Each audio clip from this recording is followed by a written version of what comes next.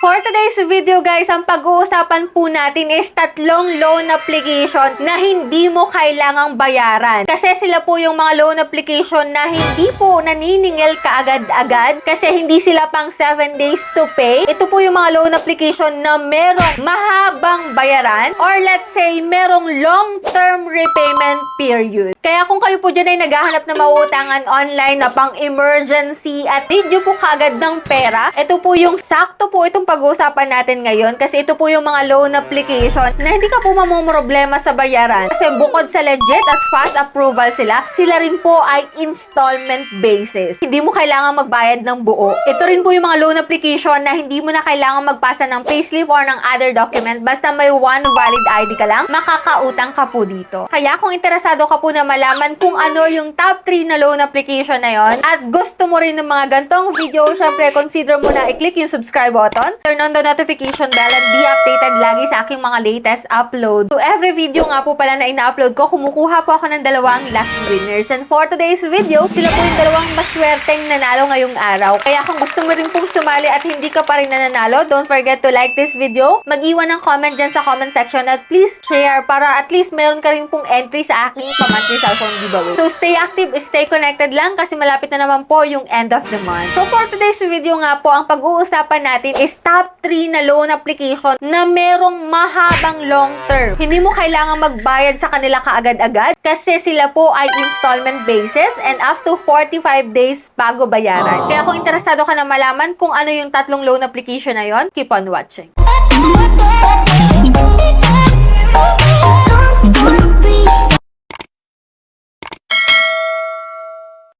So, before tayo mag-start, linawin ko lang po na hindi sponsor tong video natin. Hindi rin po tayo agent at promoter. At hindi ko rin kayo pinupush na umutang dito kaagad-agad without knowing kung magkano yung mauutang mo, magkano yung interest at service fee at kung hanggang kailan siya babayaran. Mas maganda talaga na may alam ka bago ka mag-apply sa isang loan application. And yan nga, kung gusto mo nung mga loan application na may mahabang bayaran, ito po yung una sa list natin. So, as of now guys, sa tatlong loan application na to, meron po akong active loan sa kanila. Yes po. At ngayong 2026, active rin po silang magpa-approve ng mga loan application nyo. So, una sa ating list, guys, ay si Credipera. So, as of now po, dito kay Credipera, meron po siyang loan offer sa akin na 5,500 pesos. At alam nyo ba, guys, every 15 days po ang bayaran dito at may option po siya na 2 terms. Yung kada terms dito, guys, is every 15 days, 2 terms, 3 terms, up to 4 terms. Maximum loan amount po dito na pwede nyong mautang kapag kayo repeat borrowers is up to 50,000 pesos. Next po sa list natin, which is top 2 ko, is si Mr. Cash. At ito nga po, ang active loan ko dito kay Mr. Cash is 6,600 na po yung pinapaloan niya sa akin. At meron po siyang 45 days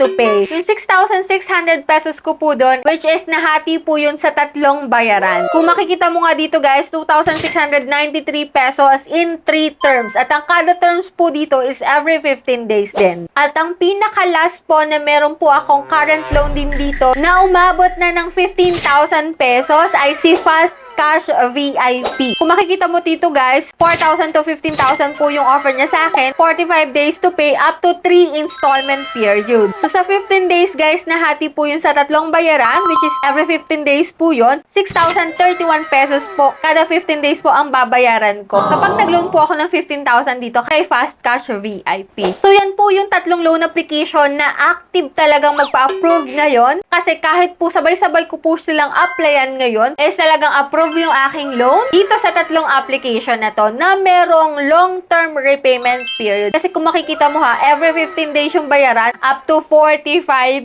days. Talagang mahaba na yun guys. Sobrang dali rin talagang mag-apply sa mga loan application na to kasi one valid ID lang. Yun nga lang guys, syempre iba-iba tayo ng opinion. Ito ay based on my experience lamang. So alam ko guys, iba rin yung na-experience nyo sa mga loan application na to. At pwede nyo po yung i-share dyan sa comment section para at least makatulong din sa mga bago pa lang magta-try sa mga application na to. So doon guys, matutulungan natin sila na makapag-decide kung anong loan application yung dapat nilang utangan. So that's it. Yan lang po yung ating vlog for today and hoping ako guys na makakapag-decide na rin kayo kung saan kayo uutang sa ngayon. So sa mga hindi pa dyan nakasubscribe sa aking YouTube channel, kindly click the subscribe button, turn on the notification bell, and be updated sa aking mga latest uploads. So bye-bye na muna for now guys. See you on my next video.